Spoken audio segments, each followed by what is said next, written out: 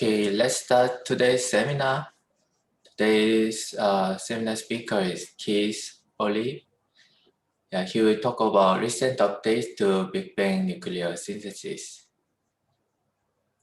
Please start. Okay, well, all right. Well, thanks. Would have been nice to come and visit Kias again, rather than doing this through the internet. But I look forward to being able to come and visit all of you again. There have been a number of things in the last year or two that have affected nucleosynthesis, and I'll concentrate primarily on those things. I'll give a little bit of an overview just of what we do with in Big Bang nucleosynthesis. Biggest thing, of course, has been the determination of the baryon density from WMAP, and then, of course, more recently with Planck.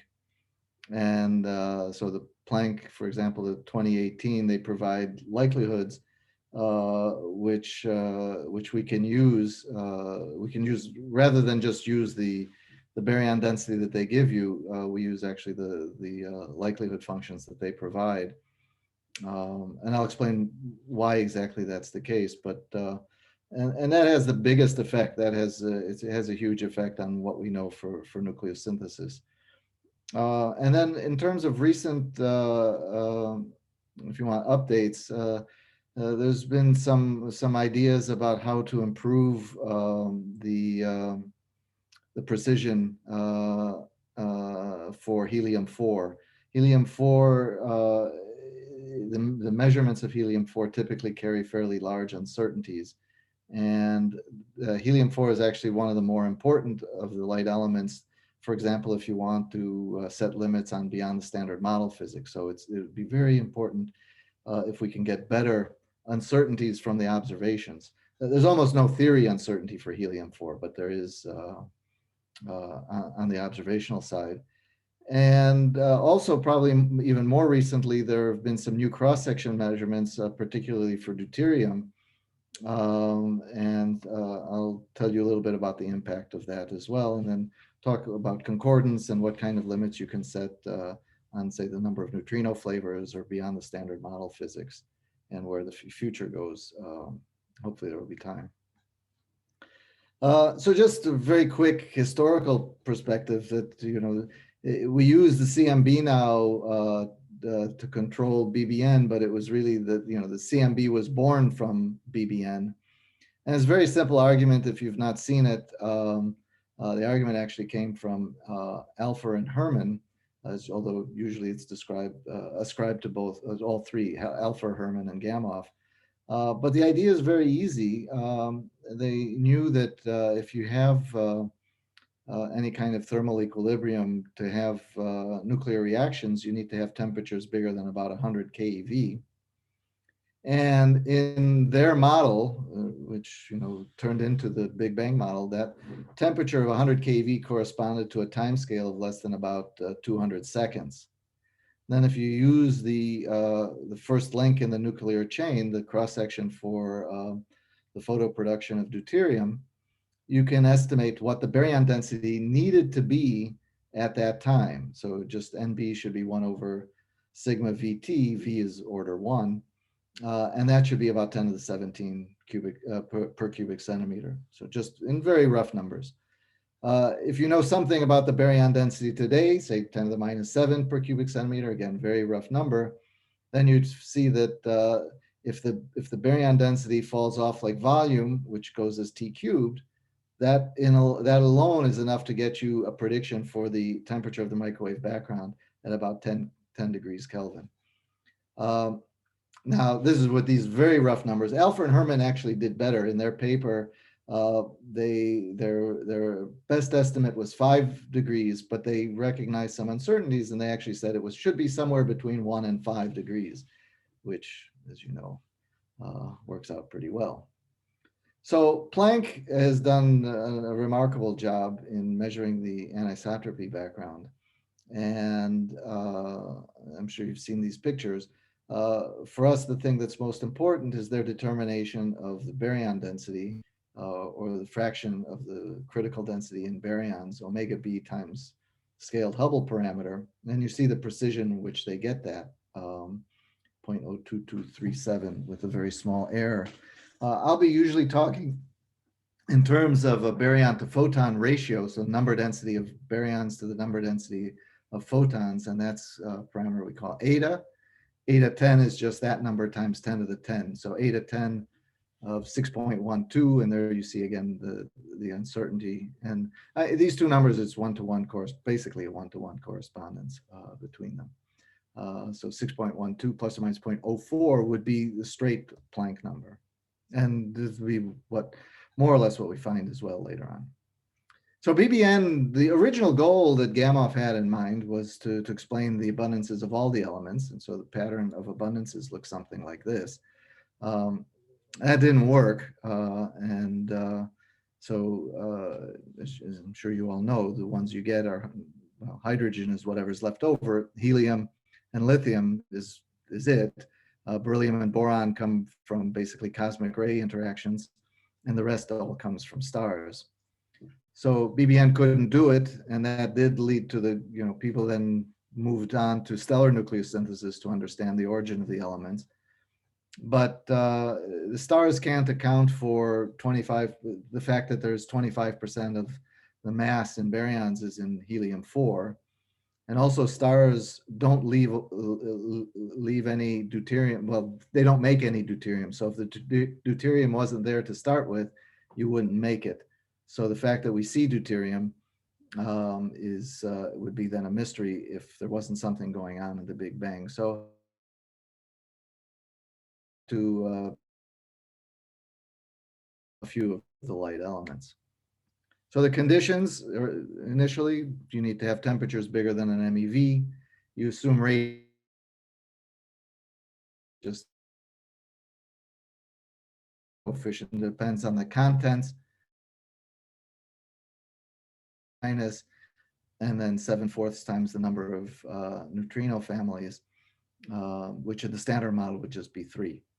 And as I said, eta is the baryon to photon ratio. And at high temperatures, you have equilibrium between the weak interactions. And here, just list the ones important here, the keeping neutrons and protons in equilibrium. You can estimate very roughly what temperature these interactions freeze out. The Hubble parameter goes, which is the expansion rate of the universe, is T squared over the Planck mass, and the weak interaction rates go to G Fermi squared times T to the 5th. And you'd find they freeze out at about an MeV. It's actually a little bit lower than that, but at that point, then the number density of neutrons to protons is pretty much fixed, although if nucleosynthesis, neutrons can still decay as well. And that's basically what happens, that you start out with something like a 6th and it drops to about a 7th. So what causes that delay is the fact that there are a lot of photons around. So I said we're doing photoproduction of deuterium, but then you can also do photodestruction of deuterium. And the rates for those things depend on your target. So if you're doing the production, it's depending on the baryon density. If you're doing destruction, it depends on the photon density. Same basic cross section. And so when you drop below the binding energy of deuterium, that's EB here, which is about 2.2 MeV, then you start having to go into the tail of the Planck distribution of the photons. But if there's 10 to the 10 more photons than baryons, you have to go far out into that tail before nucleosynthesis begins. So you wait until gamma P and gamma D are about equal, and that happens at about 1/10 of an MeV, or 1/20th of the binding energy. And if you just make the rough assumption that all the neutrons end up in helium-4, then you would expect about 25% mass fraction in helium-4. And the rest gets spread out in deuterium, helium-3 at the level of about 10 to the minus 5, and lithium at the level of about 10 to the minus 10. And so there's a nuclear reaction chain. So we talked about essentially that first one, making deuterium, proton neutrons making deuterium, but then you wind up this chain. There's a gap at mass 5, There are no stable nuclei at mass 5. Helium-5 is very unstable. And there's another gap at 8. Beryllium-8 is very unstable. And even though boron-8 and lithium-8 here are got solid boxes in this particular figure, they're stable on laboratory timescales, but not Big Bang timescales, which is now on the order of a minute or so. And at that, there's no way to build up equilibrium abundances of boron or lithium. So at that point, the universe is expanding, it's cooling, you've got bigger and bigger Coulomb thresholds to overcome, and so you just stop. You don't go any farther than this. And as I said, you get very little lithium-7. It's at the level of 10 to the minus 10. So all the action happens in the lower part of this diagram, although the codes keep going, just in case there's bleed through.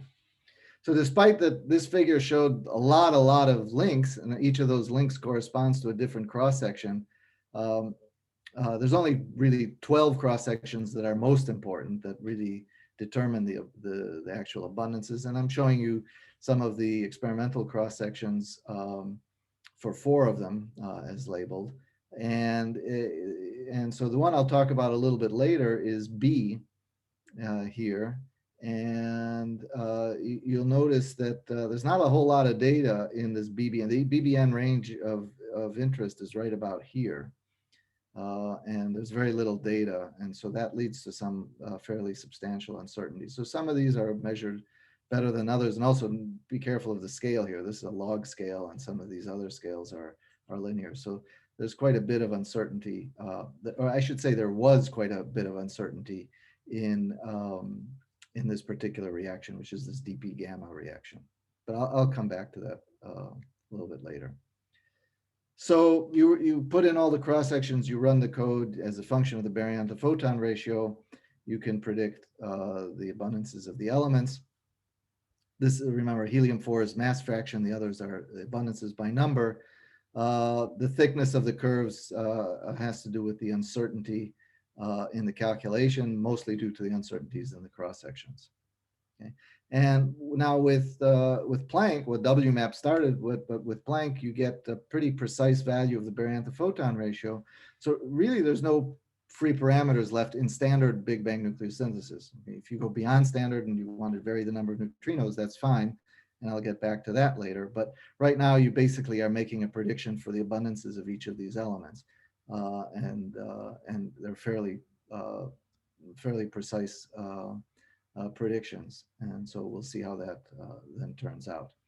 The uncertainties are, you see here. So lithium also, you could tell by the thickness of those curves, is the one with the largest uncertainty, on the order of about 15%. Smaller uncertainties for helium-3 and deuterium. And the uncertainty, as I said, for helium-4 is very small. It's actually multiplied by a factor of 10 here. Okay. So the elements are observed in a number of different environments. Helium-4 is in extragalactic H2 region. An H2 region is a region of ionized hydrogen gas. Lithium in the atmospheres of old dwarf halo stars, so stars which are less than a solar mass and very, very low metallicity.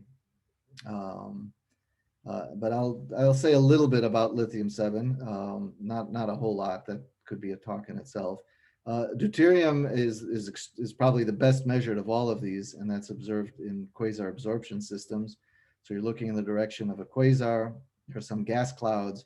The gas clouds are lit up by the quasar that's behind them, and some of the light is absorbed. And from those absorption features, you can pick out the abundance of deuterium. Actually, typically you need several of these clouds to get the real accuracy. Helium-3 is more problematic. It's observed in a number of environments, solar wind and meteorites in the interstellar medium, but in no place do you have any confidence that it actually corresponds to the Big Bang value, the primordial value, because helium-3 is made in stars, it's destroyed in stars, and so to date, there's no real good primordial value. Although the observations are more or less the same as the primordial value, again, you don't know that the number hasn't been increased and decreased, and it just all cancels out. There's just no way to tie the two together. So I said I won't spend a lot of time with deuterium. That's I think now almost pretty well established. This is some data from a paper by Cook et al., although there's some more data. There's about 12 objects where deuterium has been observed. All of the deuterium is primordial, and so the abundance of deuterium only goes down with time. It is observed in other mediums, the interstellar medium. You can get the abundance from meteoritic samples. You can see molecular hydrogen, HD in the atmosphere of Jupiter, for example. But all of those, again, are like with helium-3. You don't know how they correspond to the primordial abundance. So the best values are all coming from these quasar absorption systems. The data several years ago looked something like this, which actually isn't very good. Again, the highest abundance would need to correspond to the primordial abundance. But over the last several years, it's really improved, and the current set of data looks something like this. It's very uniform, very, very small error bars, and you see the observed average is 2.55 plus or minus 0.03, so just a little bit over 1% error. So that's really quite good. And as you'll see, the uncertainty from the calculation is considerably worse. This is actually the newer one after dp gamma has been remeasured. So prior to that measurement, this was closer to about 0.13. This was actually, I think, I don't remember, 2.57 maybe. So the number came down a little bit and the error came down a little bit, but it's still, the uncertainty in deuterium from the calculation is 3 to 4 times bigger than that from the observations. And that's the mean value of the observations, the weighted mean value of the observations.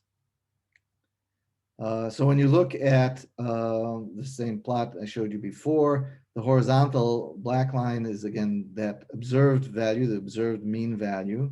And then when you put on Planck, you get that.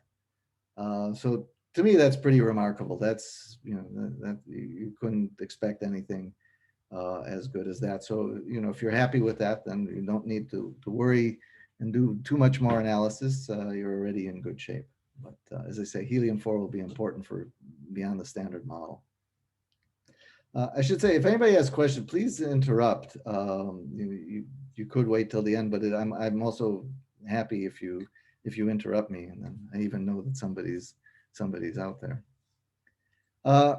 Helium-4 is also largely primordial. Now, helium-4 is produced in stars, and so here's sort of a little bit of a silly plot of the helium mass fraction against the oxygen abundance. So in these extragalactic H2 regions, you see it's very flat, and you probably can't see it by eye, but there is a little bit of a slope there. And what you would like to do is extrapolate that data down to 0 metallicity, 0 oxygen abundance, and that would give you the primordial helium abundance. Now, most elements should look like this. This is the nitrogen abundance versus the oxygen abundance. In fact, every other element except for the 3 coming from BBN, so there's, aside from deuterium, helium 4 and lithium 7, essentially any other element that you would plot, say versus oxygen, or you could plot it against another tracer, it would extrapolate down to the origin.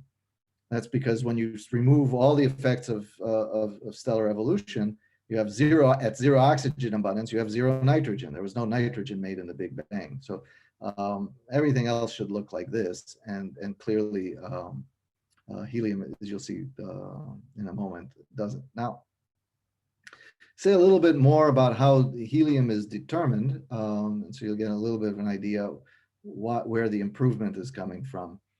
So in the past, things were done a little bit differently. If you see this equation, I'm not going to explain every term in here, but it was the way this equation was written was actually a little bit opposite. So it was Y plus, that's the helium abundance by number, actually, of ionized helium.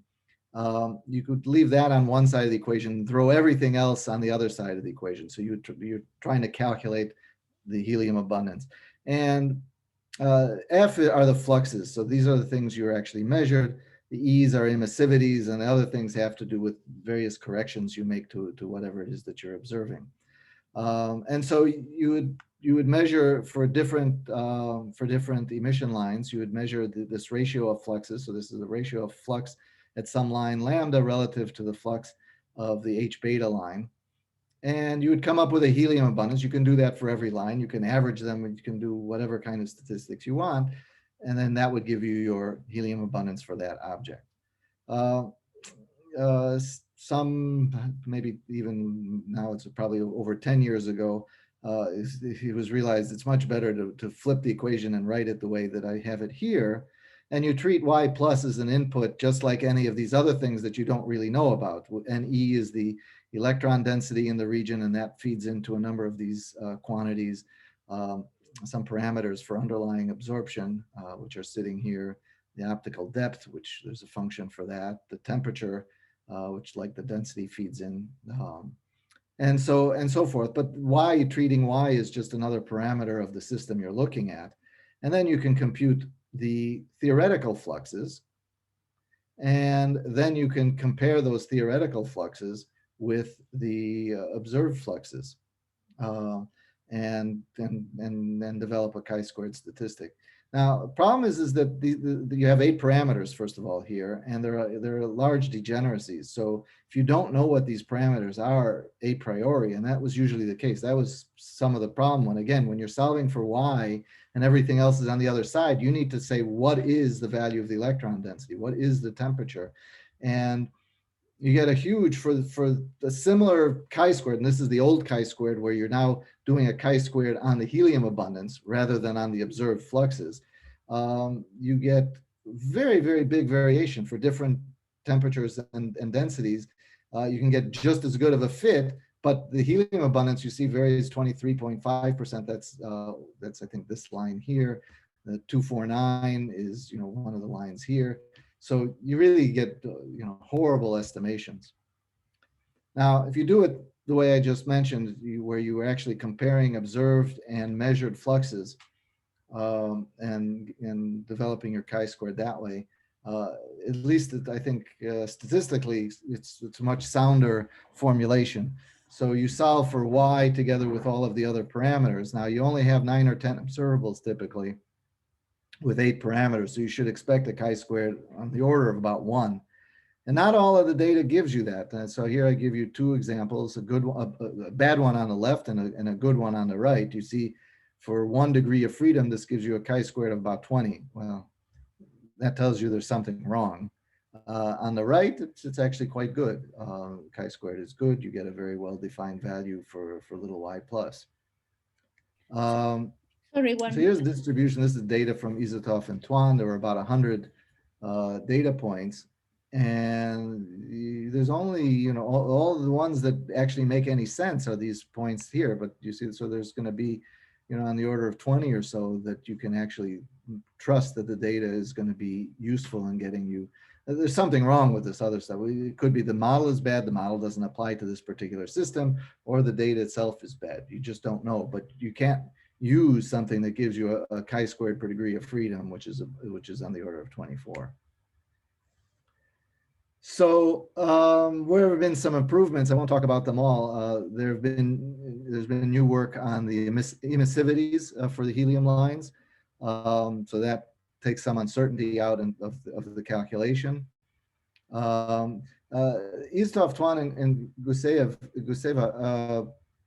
suggested adding a new helium line. It's actually an infrared line. And we applied that to their data. And so that actually gave you 10 lines rather than 9. And that was actually quite useful because this new line had different dependencies, I'll show it in a minute, on the temperature and density. And so even with that, there was a pretty good improvement. We just recently earlier this year, proposed adding a whole slew of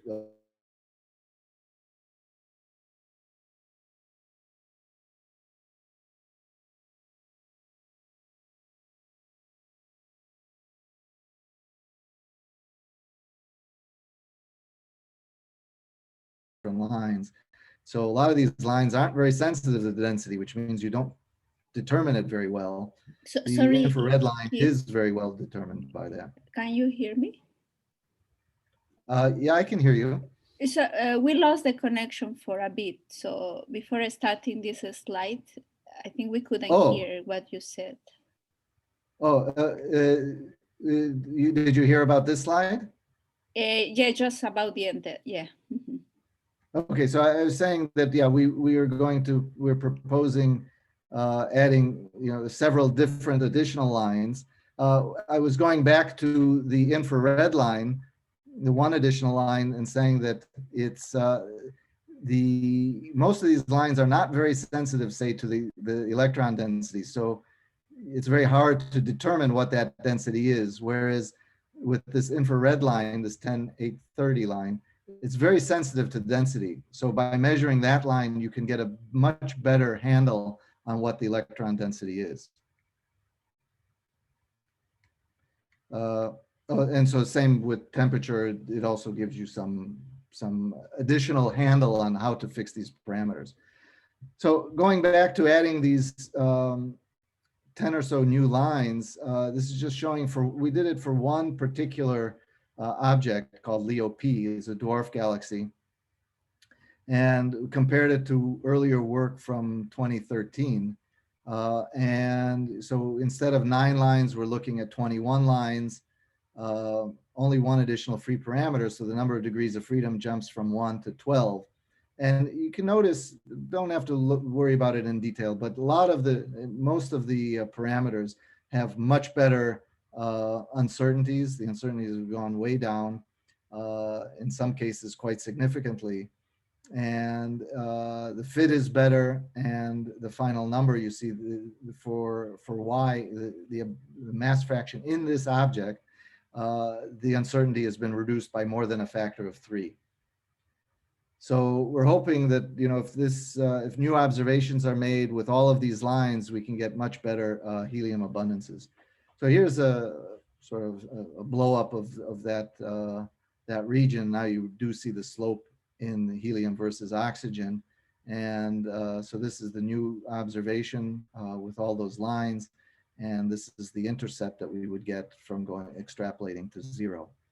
And so just that one point, so before that, the uncertainty was 004. The intercept didn't change very much. You can see it there is the faded point there. But the uncertainty just with this one point was improved by about 15%. So from 004 to 0034. And so again, we're hoping that if you can do new measurements, either new objects or new measurements of these objects with the additional lines, that all these error bars will start shrinking and you'll get a much better handle on that intercept. Some other groups have looked at sort of other data sets combined with this data set. This is Xu et al. Basically get very similar numbers, similar errors that we were finding. And another one more recently, Kurichin et al. Using SDSS data. And the red points are essentially the same ones that we're using. This one, a little bit more, they got a much smaller error, but that's because of the large number of points they've included. Worry a little bit about this just because this is at higher metallicity, and now you're getting to be a little bit more sensitive to, you don't really know it's should be a linear fit to all this data. I mean, it's always going to be pretty much linear down here. Whether it stays linear or whether it should be doing something else is not clear, but this is fine. So there's hope there. And here I'm not going to comment. This is just the neutron mean life. This is the dominant source of the theory error. Okay. And so helium looks like this.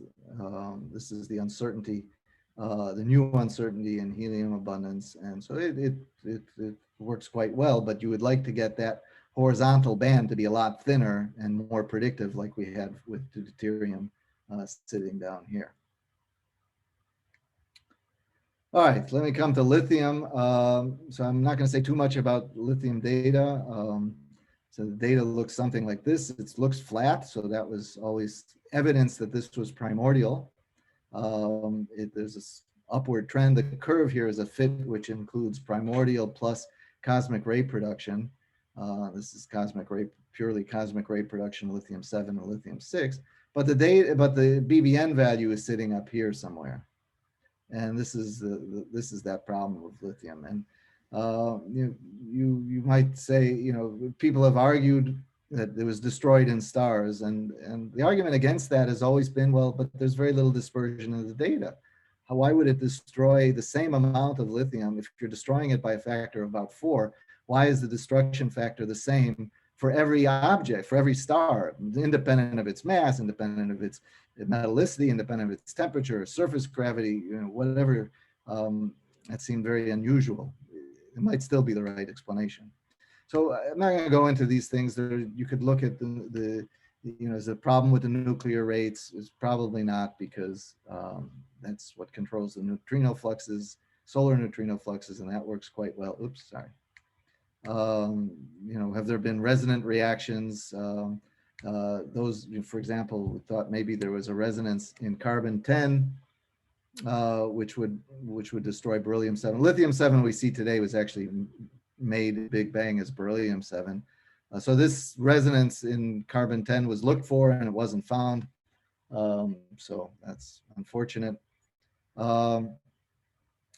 Stellar depletion, that's what I said, is that's destroying it inside the star. And the normal argument was the lack of dispersion and the fact that some lithium-6 is seen in some of these stars. And even that's questionable.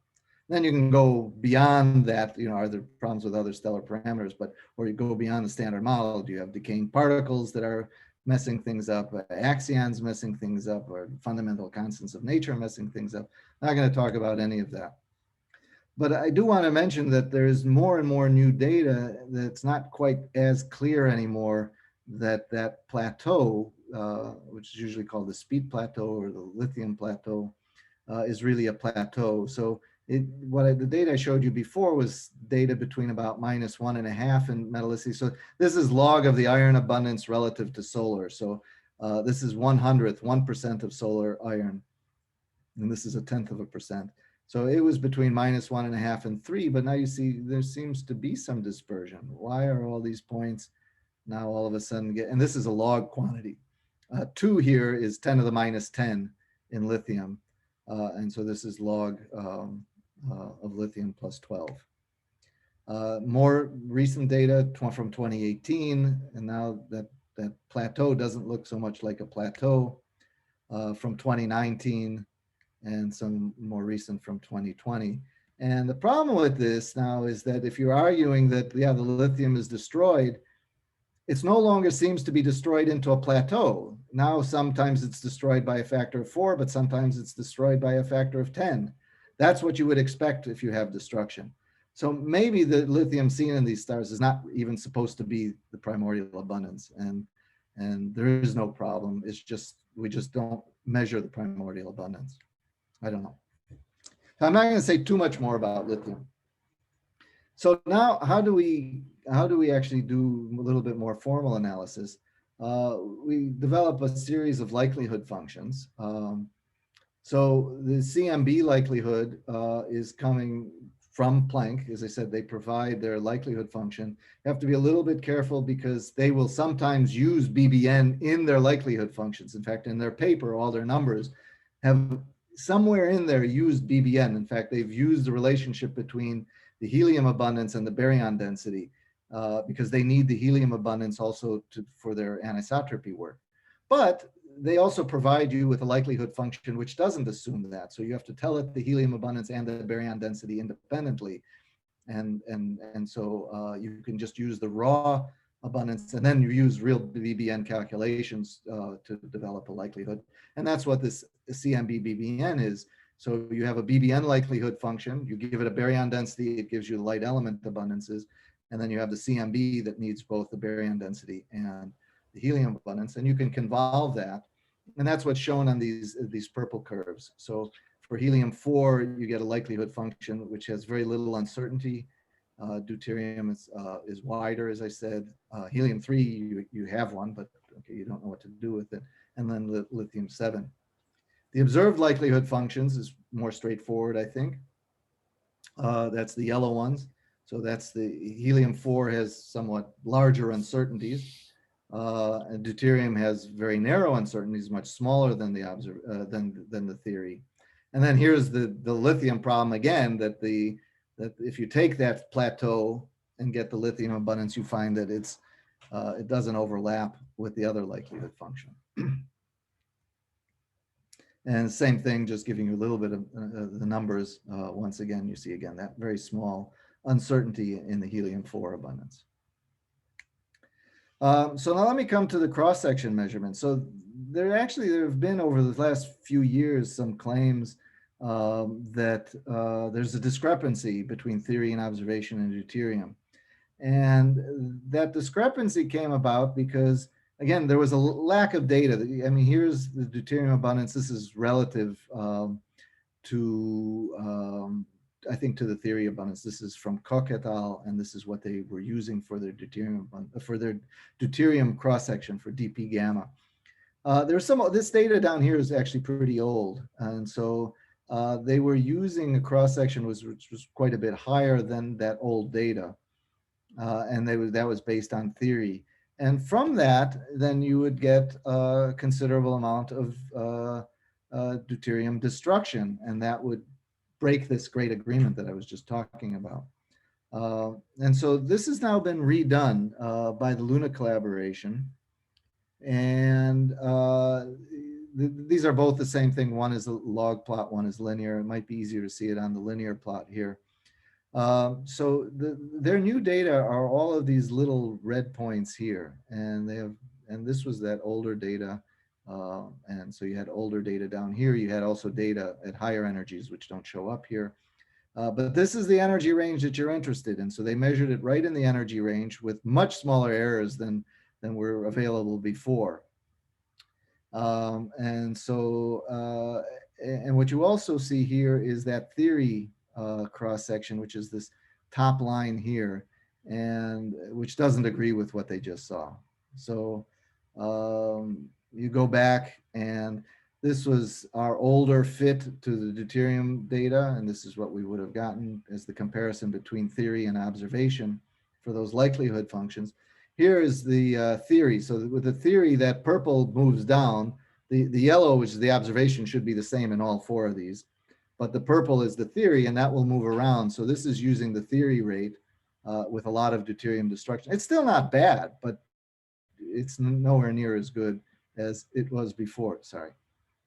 Luna did their own fit of their data, and which is almost identical to ours. Now, including their data, it's not a surprise because they have tiny error bars. So even if we include older data with bigger error bars, our result is going to be very much like their result, but ours does include a large amount of other data as well.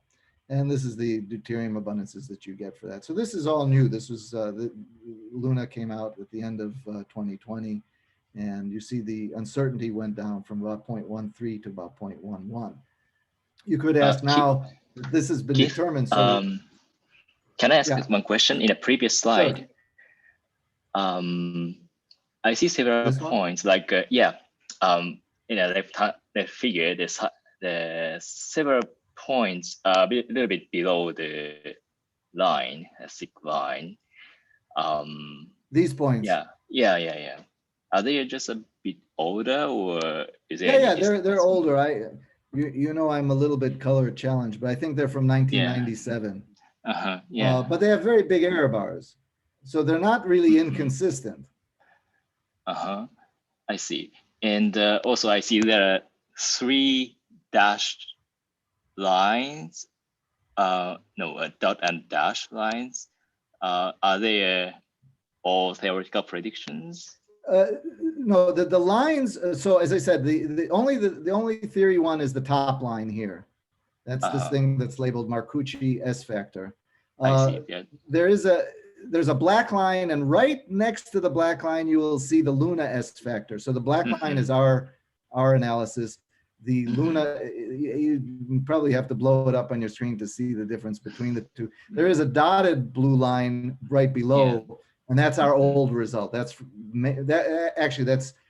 NACRA 2 averaged cross section. NACRA 2 is a collaboration that averages these nuclear cross sections. So that's the older one. So it hasn't changed very much, which is good. But you have very the uncertainty in the cross section has gone way down. I see. So the dashed line, the green dashed line, it's a, you say that it's all the theoretical prediction, and now then the prediction and the theory one, it's dot dashed, right? It's the top one. It's oh, that dash, yeah. The green one, that's theory. So now they are converging the experimental. Well, that's what theory, I mean, I don't know what's wrong with it. I mean, the theory is complicated because it's, okay. You're doing nuclear, R matrices, and I mean, I'm not expert on how they're doing their calculations for these cross sections. They normalize, they normalize it down here, and it's just different. But the experimental data is quite. I mean, I see. Okay. Right. Yep. Thank you. So what I wanted to say is that there's still a residual uncertainty, which is large. And even with that great work for dp gamma, trouble is there are two other cross sections with also large errors. And that's a DDN and a DDP cross section. And they carry uncertainties which are essentially the same as dp gamma used to be. So those be really nice if those were remeasured as well to get the uncertainty. You really would like this to be as small as the uncertainty in the observations. And here, I guess I didn't even show this earlier, so this slide might be a little bit out of place. This just shows from different groups. Petru et al. Uses, or at least, well, in 2018, they were using the theory-based cross-section. And they are still using theory-based cross-sections for DDN and DDP. So they're still low compared to other groups. This is our last work, and this is an Italian group, which is also associated with Luna, or it has some association with Luna. So those are pretty consistent. This is what it did to the uncertainty. So this is the uncertainty in the deuterium abundance improvement just from the one cross section. And so what we would like to see is that, this whole thing goes down to 3% or so if the other two cross sections could be measured as accurately. So just some numbers here. This is from Planck 2015. This is 2018. Not a lot of changes. That's the only reason I really show it. That the original Planck measurements and the final Planck measurements, things didn't change a real lot, which is good. The baryon density is more or less the same. Slightly smaller error bars. On the left is the standard prediction. So these numbers are if you only use Planck, nothing else. There's no BBN involved here. This is just what you get for the baryon density. And then if you allow the number of neutrinos to vary, then you're going to get different best fits. And I'll come back to some of those numbers. And here's an idea. Hello? If you Hello? start convolving likelihoods, you can get a likelihood function for the baryon density, as with the helium abundance. This is the sort of a map of projection of the likelihoods, 68, 95, 99%. And this is BBN, so it runs right through that. So that again looks quite good. And then depending on what you want to do with these likelihood functions, you can combine them and convolve them in different ways. This is the baryon photon ratio using different sets of these things. So the CMB only one, right, is this red dot dashed one here. So that's very good, right? That's what fixes for you the baryon density. If you wanted to only use, say, BBN and helium-4, right, it's completely undetermined, right? That's this one, right? So that's just BBN and YP. If you use just BBN, so no CMB at all, right? So just use BBN and deuterium, the deuterium observations and theory, then you get this one, which is actually not so bad. Then if you start combining them, then you get a little bit even better than you would with Planck alone. And the numbers then for the value of the baryon photon ratio, CMB alone gives you the 6.104. Helium alone doesn't tell you anything with these large errors. But then, if you add deuterium alone with BBN, again, the error is about 4 times larger, but and then all of a sudden, if you start combining the BBN and CMB, then you get basically the observations at that point don't help you that much. It's the relationship between BBN and CMB that gets you that extra little bit of uncertainty down. And this is now when you add the new dp gamma rate, that changes. That makes a small effect, not a big effect, which again is good, right? It's always reassuring. There's a new measurement and all the work you've done is not completely off. So let me turn to pardon, Keith. Quick question. This Sure. BBN only you showed there, as the CMB only, pardon me, that's really just CMB without doing this trick that they use some information from helium-4 that you mentioned earlier, right? That's right. That's exactly right. So, you know, if you look at their paper, I don't think they quote these numbers, but they do give you their likelihood function, so you can reproduce them. So it's only Planck, but not their likelihood chains that assume the relationship between YP and eta. That would be closer to this one, although this isn't their combination. This is our combination of BBN and CMB. Very nice, thanks. Okay. Good. So this is the same relation I had on one of the very early slides. And this determined the freeze out temperature for the weak interactions. And you see that if you change something on any side of this equation, then you're going to get changes in the freeze out temperature. You'll get changes in the element abundances, particularly for helium-4. So you see the H, the Hubble parameter, depends on the number of neutrino flavors. So if you change that, you change rho, you change H squared, and then you'll change this relationship. That's the basic idea behind it. And this gives you sort of a more visual effect. Blue is 2 neutrinos, the green is 3 neutrinos, standard model, and the red is 4 neutrinos. So you see the sensitivity for helium-4 is quite substantial. Deuterium is, it's not insubstantial either, because remember, the uncertainty in the observation is very small for deuterium. Helium-3, there's no data, and lithium doesn't work, so it's not clear that, again, what to do with the information from that. This is the same plot now, but now allowing the number of neutrino flavors to vary. Probably the biggest difference you might notice is for helium, that the theory for helium now is much wider. It used to be very narrow, but it's only narrow if you say you know that there are 3 neutrinos. If you say, well, I don't know if there's 3 neutrinos, it could vary, then all of a sudden now you got an uncertainty. And now when you do the convolving all the likelihoods, you get, well, you still get very good agreement, but with larger uncertainties. Okay, and deuterium is still quite good. And so now you can do some of these projections, the baryon to photon ratio versus the number of neutrino flavors. And this is again CMB only.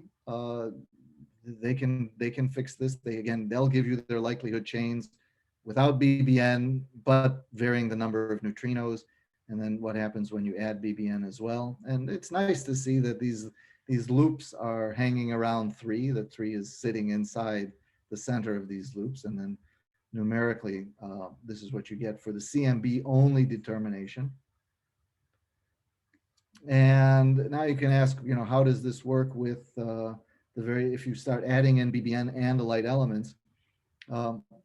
So BBN and YP alone, no CMB, that's these horizontal bands. So you have to be between, right, for 68, you're between these two, for 95, you're between these two, and 99 between these, oops.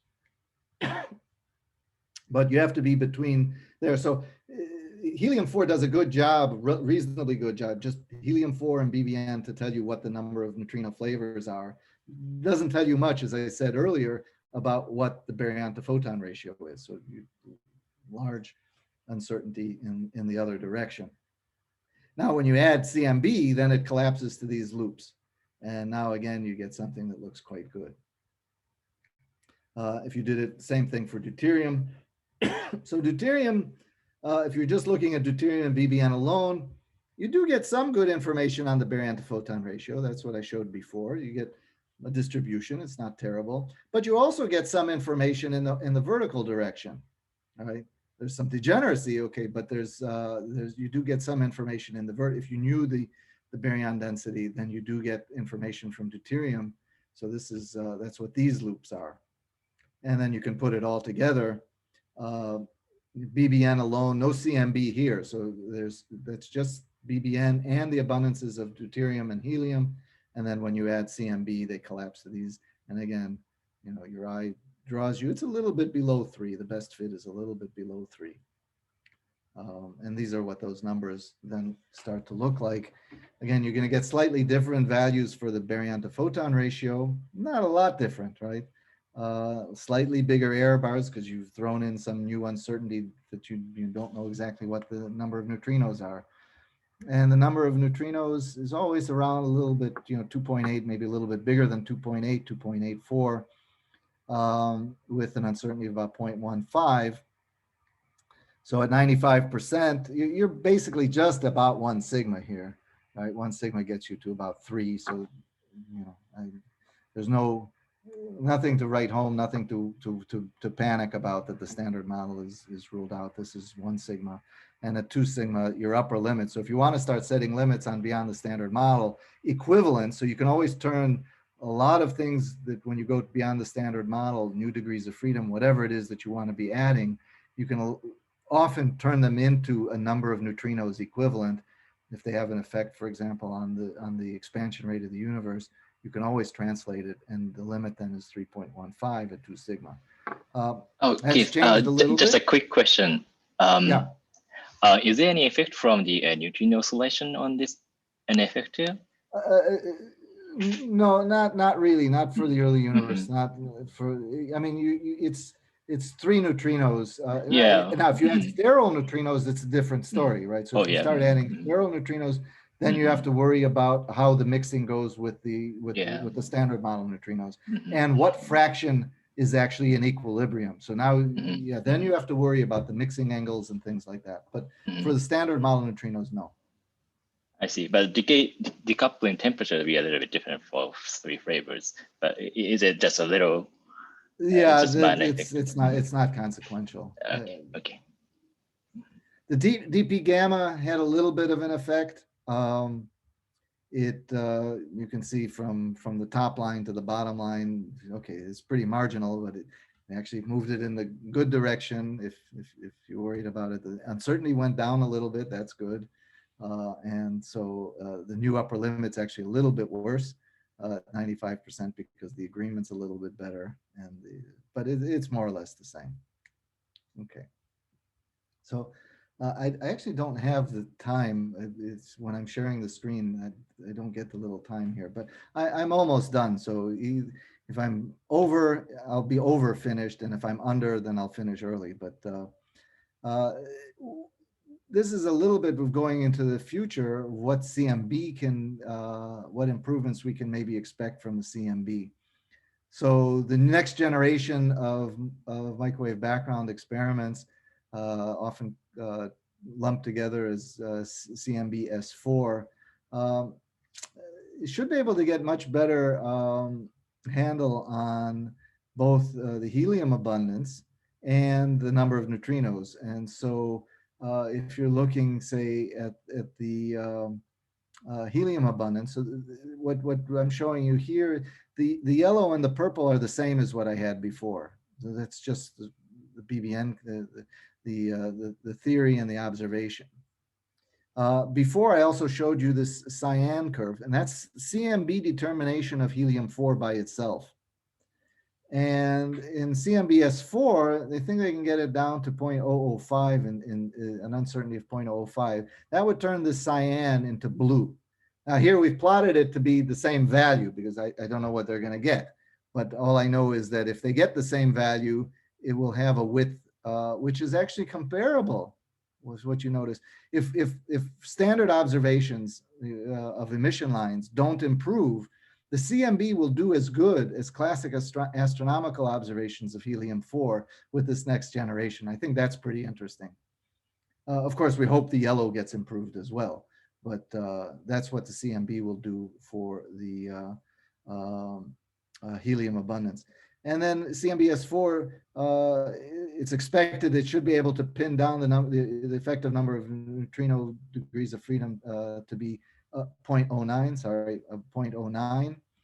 I haven't mentioned it, and I only think about it now here because I wrote N effective here. Here N nu really means what you think it means. It means there are 3 neutrino types. N nu here of 3, it corresponds to an N effective of 3.044. There's been lots of discussions about that 3rd or 4th decimal place in that calculation. And that has to do with the fact, again, for decoupling, that neutrinos aren't fully decoupled when E plus E minus annihilates in the early universe. And so for nucleosynthesis, if there really are 3 neutrinos, it counts as 3.04. But these numbers correspond to 3. You want this number, what you would really like is this number to be 3, not 3.04. You can adjust this number to the effective number if you want. So this 0.09, now it doesn't really matter, but you would really like eventually to get this number to be about 0.04. Then you would really be able to determine the number of degrees of freedom, right? And actually test that decoupling period. So this is the current status of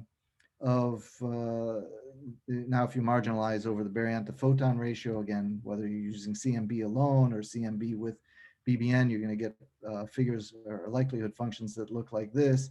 And if the CMB S4 uncertainty gets down, then you see this gets a lot narrower. And then things, and again, I've assumed you're getting the same value. In principle, once it gets to be this thin, you would like it to move over a little bit and be over sitting on top of 3 again, but we don't know that yet. So here I've just assumed same value is present, but a much smaller uncertainty. So it'll be very interesting going forward in the future if that happens. So again, I don't know where I am on time, but CMB and BBN it's very good with respect to deuterium, and I would say good with respect to helium. You can do all the likelihood analysis you want, and those 2 elements really do agree quite well, as you hope they would. Lithium, it's a problem, right? The BBN abundance is much higher than the observations, and then the real question, and that's to be sorted out still, is are those observations really corresponding to primordial lithium?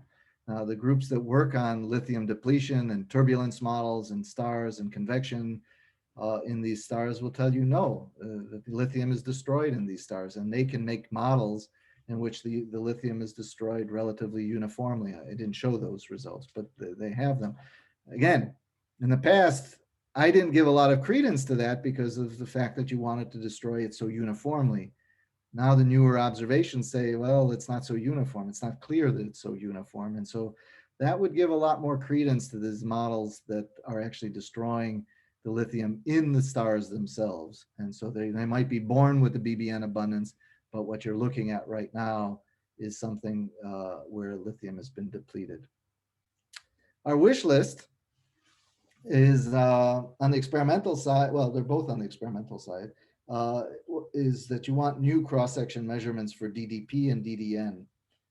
Those are now the limiting factor in getting smaller uncertainties for the BBN calculations of deuterium.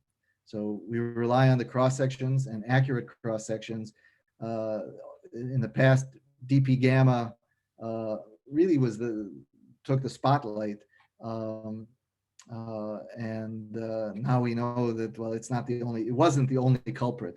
Now DP gamma is very well measured, and the uncertainties went down, but they didn't go down enough. And so we would like new measurements of DDP and DDN.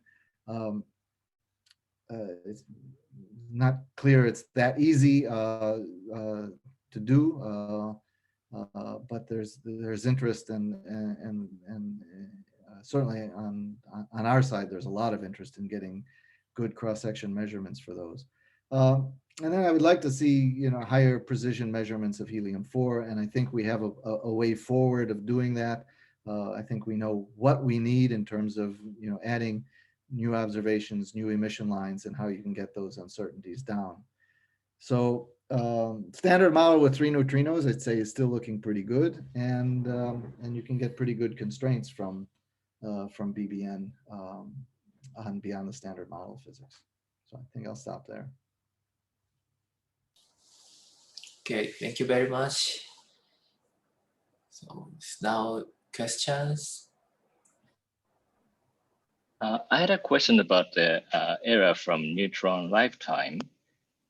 Maybe it has some effect on the helium-4 abundance. Yeah, I'm going to go back to it. I didn't spend time on that particular slide, but oh, there it is. It's this one. Yeah. So be careful with this. Is really what I'm plotting here. I didn't really say what I'm plotting. I'm plotting the PDG, the Review of Particle Physics world average by the volume. So 1990. It's not that the measurement was made in 1990 and it changed, right? This is the average of measurements that was published in 1984. This is the average of measurements published 96, and then there was a jump, right? So if you look at the old issues of the PDG, you'll see there was a little bit of a jump. But the error bars here are smaller than my dot, if that's what you're wondering about. Yeah. And then, at a finer level, there is, and here you see some of these jumps and how it affects the helium-4 abundance. There is still some controversy in the community of people that are doing these measurements. And they'll tell you it's even a 4 sigma or so discrepancy. But that discrepancy is really tiny on the scale that we're interested in here. So these error bars are the really ones that are controlling the uncertainty in helium. I don't know if that was your question, but. Oh, yeah. I see. There is a question in the chatting window, please. Oh, okay. But then let's see. To get the chat window, now I have to. So I think I have to stop sharing to get the chat window. Let me stop sharing, and I can go back and so in the chat window. All right. BBN essentially fixes the sound horizon once one assumes lambda CDM in the early universe. One does not need CMB. Tension with local H0 measurements is still 3 sigma. Do you find claims of the need of new physics in the early universe credible? Okay. So nobody will probably not going to like my answer. So because well, first my answer shows a little bit my age. So when I started in cosmology, there were also an H0 controversy. There were 2 values of H0. One was 50 plus or minus 5, and the other one was 100 plus or minus 5. And if you talk to the groups, the various groups that got it, they would tell you that they are absolutely sure that it's 50 plus or minus 5, or it's absolutely sure that it's 100 plus or minus 5. And the other people don't know what they're doing at all. They're crazy, they're incompetent. And they would say this in talks. They had no problems telling you that, criticizing the other groups about this. And so, at some time, I don't remember what year, Wendy Friedman did some other analysis along the lines that, were being done by Sandage and Taman, which were the numbers that were getting around 50. And she said, there's some calibration effects. And really, the number is probably more like 75. And, this is all before CMB. And so once you got CMB, then, we knew a whole lot more, and certainly before supernova. So she was getting it sort of with the classical methods of getting H0, and she was arguing, 72 to 75. So those error bars, were just wrong, right? The plus or minus 5 in those days were just wrong. There were systematic uncertainties that were not taken into account. The calibrations, whatever it was, were just not being done correctly. And so, okay, now you get CM. So now we're talking about 68 plus or minus a couple, or 72 plus or minus a couple, or, you know, and sure, there's 3-4 sigma. You know, it used to be 10 sigma, right? But so I'm not 100%, you know, given that perspective, I'm not 100% convinced that there is a real discrepancy and that better understanding of systematics. And I'm not going to tell you who's right or wrong. I have no idea. It's not my business, right? But I'm just a little bit skeptical that, you know, things have improved so much. If they've come from between 50 and 100 to now between 68 and 72, or 67 and 72, whatever the exact numbers are. These are pretty close from my point of view. And in many cases, and I don't want to be overly critical of, you know, people looking for solutions, because it's always interesting and fun to look for solutions, but sometimes the solutions are worse than the problem, right? So, you know, the cure is worse than the disease. So I don't know where it's going to go. Friedman has actually, you know, come up with, again, different measurements, which are, again, a little bit in between the two of them. And so, sorry, Keith, if I can just jump in, like, so when these result is basically on the low side of the TRGB, right? If you look at, like, so there's this recent review by Reese and Eleonora De Valentino and Joe Silk. And if you look at figure 1 of that, it seems like a lot of local H0 determinations are biased higher than 70. I mean, of course, they all have different systematics, etc., blah, blah, blah. But I guess what certain people are claiming, like people like Mark Kamiankowski et al., is that basically we could change the sound horizon by introducing new physics, you know, after BBN. Do you find that credible? Well, I completely agree with you that, like, the systematics are probably not under control, and we should probably look at the local universe, right? Lots of things are not really understood. That's right. But there are the early universe people, right? Yeah, and that's fine. But if I was going to bet, I would say it's more local. I think I agree with you. if Stathio wrote a nice review as well, I think it was sort of last fall, maybe, that he wrote it. It had to do with the lockdown. He had lockdown in the title, that he, you know, being locked down from COVID, he had some time to think about these things. And it's a nice review. He's not convinced either that this is a real problem. But there are people who, like, there are claims going back at least a decade. If you look at, like, distance radio sources, like, say out to Z = 1, that basically the dipole doesn't, like, okay, the dipole's in the same direction as the CMB dipole, but the magnitude differs. So these people are essentially saying there's a problem with, you know, the assumption that we're in an FLRW universe. I mean, and it's a series of groups, maybe, right? Yeah, no, I know. And again, I don't want to say it like this, but, you know, everybody's got to do something, right? And, you know, it's an interesting problem. I don't want to downplay that it's the interest in the problem. Again, I tend to like very simple things. I like simple explanations. And if it's not simple, you know, then I worry, you know, is it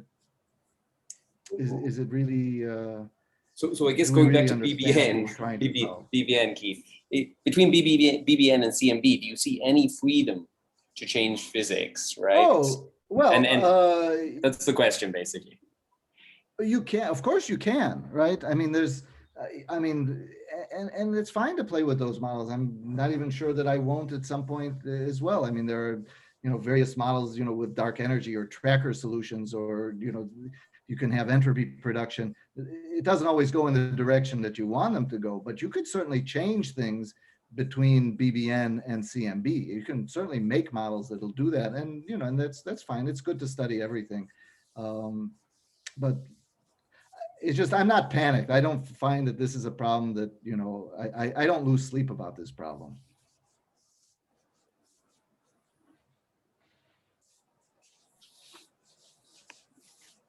Oh, let's see. So there's. Can I add something? Yeah. Yeah. I know you said you don't want to talk too much about lithium, but I think it's very interesting. But just, I mean, just as in helium, they added new data from a new line, as you said. Are there thoughts on adding data from new sources that have not been considered in order to explore more about the problem? Well, it's very hard. Lithium, I mean, the problem, you have to observe lithium nearby, right? Because you certainly, the chance of getting lithium from, a distant source is really almost impossible, because like with deuterium, because the abundance is 10 to the minus 10, right? Deuterium is already very hard, and its abundance is 10 to the minus 5. And, you're going to be fighting inverse square laws and things like that if you're looking for absorption lines. So just the fluxes that you're going to be getting for lithium from distant sources is going to be very, very difficult. So you need local sources. So now local sources, where are you going to find a local source where there's very little, where it's nearly primordial? And so, local sources of low metallicity is these old stars. These old stars have very low metallicity. I mean, from that aspect, some of these stars show metallicities which are 10 to the minus 5, 10 to the minus 6 times the metallicity in the sun. So these are very, in principle, they were born without metals, right? And the metal hasn't been changed. So the gas that they started with should have been very close to primordial. But now, these things aren't nice little quiescent, pockets of gas, right? They're burning, hydrogen in the interior, and you get all this convection and circulation and this turbulence. And as soon as that lithium from the surface gets brought down anywhere near the interior, it gets destroyed. So that's where the problem with these stars are. So if you can find pockets of gas, that are nearby and that are pristine, then you could maybe get it that way. But I'm not aware of any great alternative right now. Thank you.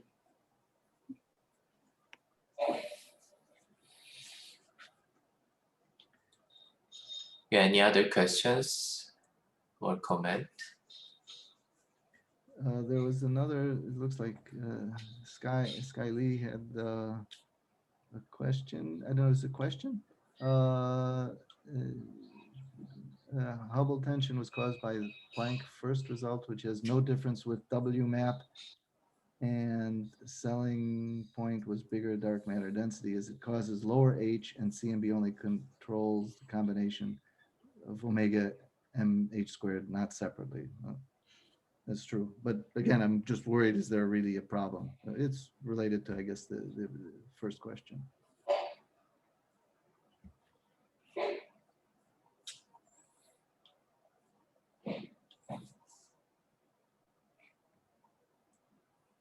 Okay, any other questions?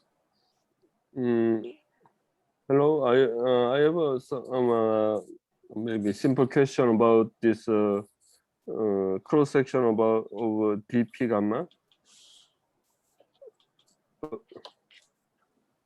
Okay. So the new measurement has a very small error bars and compared to the old measurement.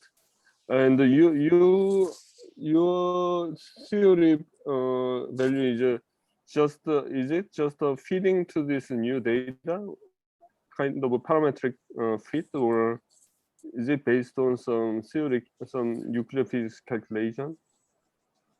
It is a parametric. Well, there's combination or two. Yeah. So what we do is, it actually doesn't matter if you have multiple sets of data, although you have to make sure you treat things appropriately when you're weighting them. But you're getting the data is a cross section as a function of energy. Mm-hmm. And then the only thing that you really need to do at that point is convert it to be as a function of temperature. Mm-hmm. And so that in equilibrium, you know how to do, right? So that's standard. You can call it theory, but it's known theory rather than unknown theory.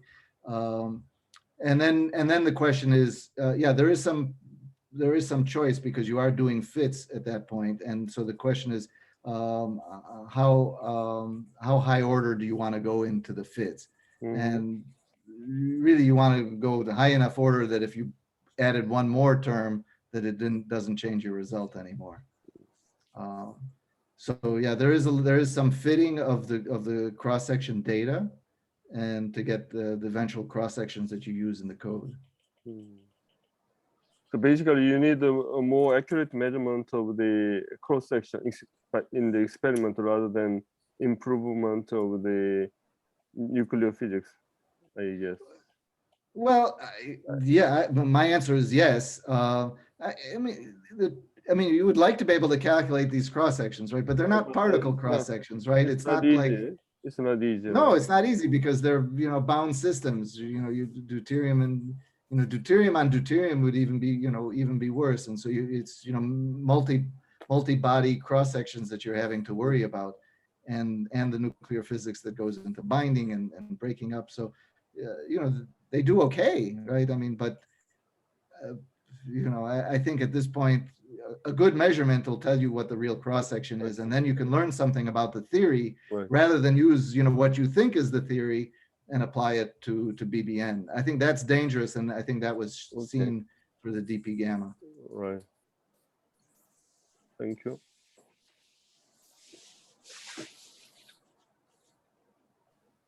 Professor, can you hear me? Yes. I have a question about an effective number of neutrinos. So what is the recent physical interpretation of that, which is less than 3? Oh, well, okay. If you really thought it was less than 3, then you're sort of going into this beyond the standard model, not necessarily particle physics, but again, cosmology, where you're doing something to the early universe between early and around the time of BBN. There are things you can play around with to get it to be less than 3, effectively less than 3. I wouldn't propose that, but the meaning of 2.8 is just statistical, right? So you always have to look at that error bar. If I said it was 2.8 plus or minus 0.01, then you would want to understand things a lot better. But if it's 2.85 plus or minus 0.15, it's 1 sigma from 3. So if you say it's 3, it's 3. Now the question is, what's more interesting is, if you do go beyond the standard model and you have new massless degrees of freedom that were present in the early universe at that time, then you become highly limited. And to some extent, you're a little bit more limited, with the number less than 3. In fact, probably what you could do in the standard model, you shouldn't take the central value of 2.85 and add 2 sigma, although it doesn't change the result very much. You should do a one-sided limit and say that, you're looking at the distribution above 3 and you're looking for, if you want, the area of your likelihood above 3 and 95% of that area. It's still going to be less than 3.2. But that would probably be the better way because you have a prior that it's at least 3. But the solution is is 2.8, and that's fine.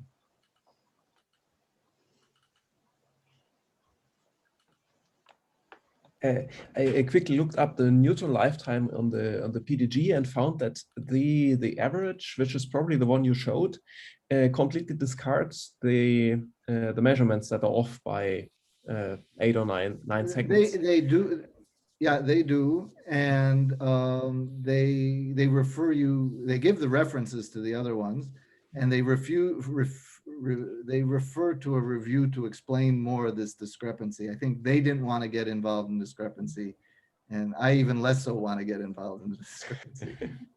No, but just to clarify, the tiny Gaussians you show for the theory prediction. Oh yeah, it's small. Yeah, that's right. That's their average. It's the tiny error bar that I show is just coming from their choice. Yeah.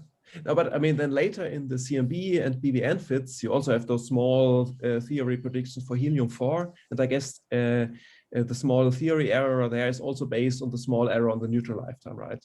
They're related, absolutely. I mean, how does it? How would it change if you increase the error to a % on the neutral lifetime? Is it then factor 10 worse or? Well, I don't remember the number, but I can tell you where you can find the number. So Okay. in our papers, and I think in most of them, we have these sort of page-long equations for each of, well, all of the elements fit on one page, but so if you write all 4 of them down, they fill up a page, but each one, so you'll have the helium abundance and then how it depends on each of the quantities. So if you look for helium-4, it'll give you the parametric dependence. And so you can then put in a % difference in helium-4 in the neutron mean life, and that will tell you immediately what the % difference is in helium-4. So it's a page with a ton of numbers and I don't carry them in my head. So I'm just going to refer you to that. I probably have the slide here in backup, but it's probably not worth trying to find it at this point. You can find it easily enough.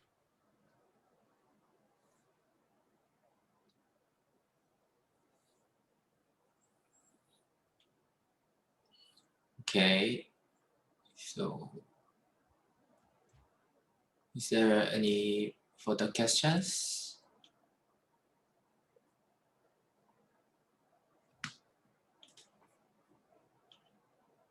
Okay, I don't see. So let's, thank you very much for really nice talk, Keith. And Thanks. I hope Thank next you. time Thank you. I'll see you in Bye. person again in Seoul. I'd be happy to come back and visit you all. Yes. Okay, thank you very much. Very nice talk. Okay. Thank you. Okay. Bye. Bye.